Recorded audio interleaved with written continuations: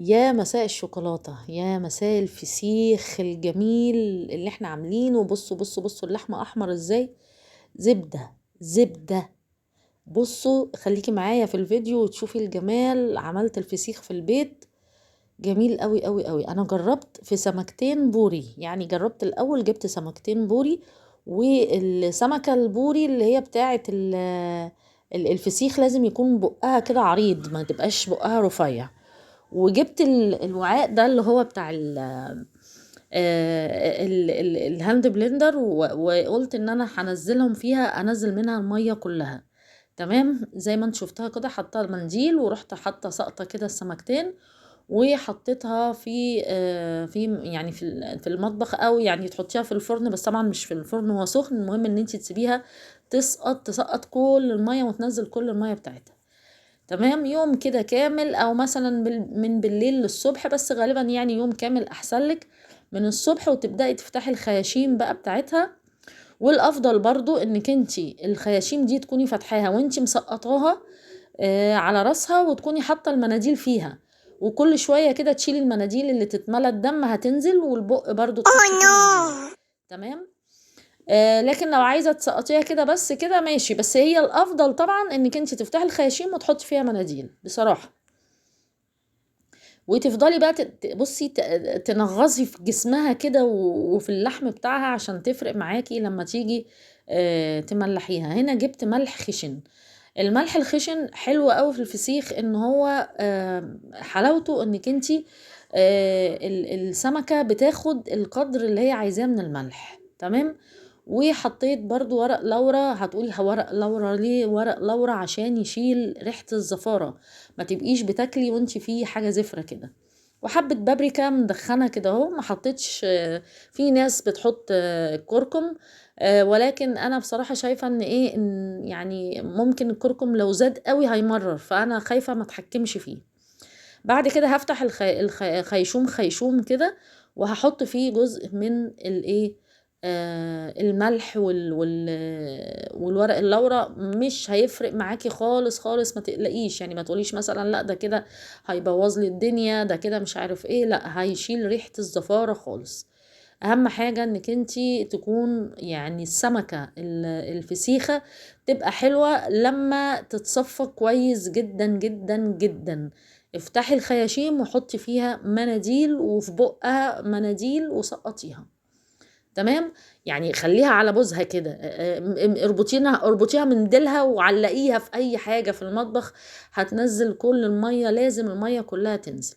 وبعد كده بقى رحت جايبه الملح وحاطه ملح عليها كده من بره ومن جوه، وجبت ورق استرتش على الرخامه، ورشيت من الخليط اللي انا عاملاه. وبدات ان انا احط ملح بقى من تحت ومن فوق كده زي ما انت شايفه. وابدا ان انا املحها كده كويس، ترقديها في ملح كتير. تمام، ترقديها في ملح كتير جدا جدا. وتبدأي بقى، بصي انا حطيت رشة زيت صغننة كده، اللي هي جري كده، حطها كده واجري. وتبدأي تقفلي بقى الاسترتش بتاعك كويس جدا. اهم حاجة ما يبقاش داخله هوا، اهم حاجة. تمام. انا جبت الفسيخ ده كان يوم 4/2، فتحت عليه يوم 23/2، يعني 19 يوم او 18 يوم. هما الناس في الشتاء بيقولوا لك لا، في الشتاء انت تسيبيه 8 ايام وتفتحي عليه على طول، لو في الصيف مش عارف يغيب. بصراحة انا ايه، بقيت اطمن من بعيد، اشم ما لاقيش ريحة، انا بطلع الهوا اهو زي ما انت شايفة، ما لاقيش ريحة اقول خلاص الدنيا حلوة. اشمشم كده مفيش حاجة، الدنيا حلوة، فخلاص بقى. المهم ان انت اهم حاجة ما تسيبيش هوا في الاسترتش خالص. عايزة تحطيه في كيس ابيض حطيه، مفيش مشكلة. تمام. ورحت جايبة بقى كيسة التلاجة، كيستين، كيسة كده يعني كيسة كده هو اهي مربوطة، وهقلب الناحية التانية واحطها. اهم حاجة برضو التغليف. على فكرة انا السمكتين دول كنت جايباهم بكام، ب50 جنيه او ب60 جنيه. تمام. سمكتين بوري. وقلت بقى طبعا الست بتاعت السمك قالت لي هتعملي فسيخ، لا خدي كيلو، خدي مش عارفه حطيت لي سمك كده كتير. قلت لها بصي هم 4 سمكات على فكره، مش كتير ولا حاجه. قلت لها بصي انا عايزه اجرب، فانتي جربي الاول في سمكتين، لقيتي الدنيا فله اعملي الفسيخ في البيت وهيبقى احسن لك. اديكي شفتي انا حطيت في كيس في كيس في كيس في كيس، وخرجت الهوا زي ما انت شايفة. وبدأت ان انا احطه بقى، سبته. وبعد كده يوم 23/2 رحت بقى قلت افتح، قلت البس جلافز بقى ام مكة في زمانها. عارفين انتم ام مكة بتاعت الفسيخ؟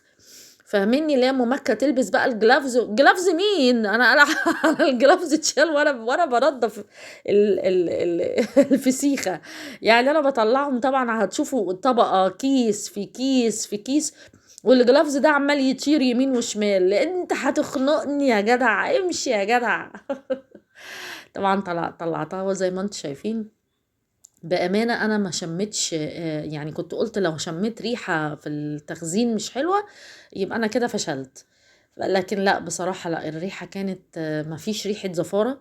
كانت ريحة فسيخ. أنا كنت خايفة جدا إن هو يطلع مش حلو، بس بصراحة كان جميل. وبعد كده طبعا أنا مستعجلة عايزة أفتحه بقى، ولا جبت مقص ولا جبت أي حاجة. بس بصراحة أنا فوجئت من النتيجة بجد. بصوا هنا فتحت بقى هنا انا عايزه اشوف اللحم. يعني بصوا اللحم، الله اكبر طبعا، يا رب يجي بس اهو اهو. بصوا بقى الجرافز بقى المقرف في الحته دي بقى بيضايقني. السمكه طبعا ما اتفتحتش كويس، بس يعني هتشوفوها دلوقتي وانت شفتوها في اول فيديو. بصوا بقى ال الاحمر. بصوا يعني هو بقى انا قلعت الجلافز هنا. بصوا بقى اللحم. بصوا وايه، وتقطعوه يتقطع معاكم. بصوا زبده. حطيتها في بقي بقى، ديت طعمها جميل جدا جدا، وملحها مظبوط، وحلوه حلوه حلوه حلوه حلوه بجد. هي بس ال ايه التوتر خلاني قطعتها اي كلام زي ما انتم شايفين. اللي هو انا عايزه اطمن ايه انتوا جوه عاملين ايه، الناس اللي جوه قاعده جوه عامله ازاي. فكان طعمها حلو قوي، الملح بتاعها كان حلو ومعتدل. هنا بقى فتحت الاتنين، وزي ما انتم شايفين كده ايه. بصوا طلعتها هيت اللي هي اول جزء كده زي ما انتم شفتوها، واللحمة احمر كده جميل جميل جميل. بس طعمها كان تحفة وكانت حلوة قوي. جربي طبعا، اعملي الفسيخ في البيت زي ما قلتلك، اعمليها بالطريقة اللي انا قلتلك عليها.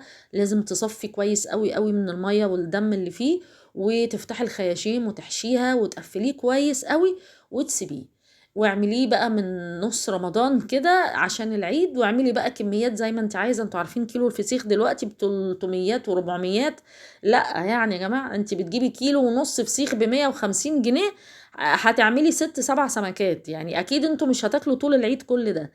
وربنا يجعله عيد سعيد علينا جميعا يا رب العالمين. كانت بصوا بصوا احمر ازاي، يا خرابي يا خرابي يا عرابي. جميله جميله جميله. هنا بقى اللي انا الحته اللي انا وريتها لكم في الاول.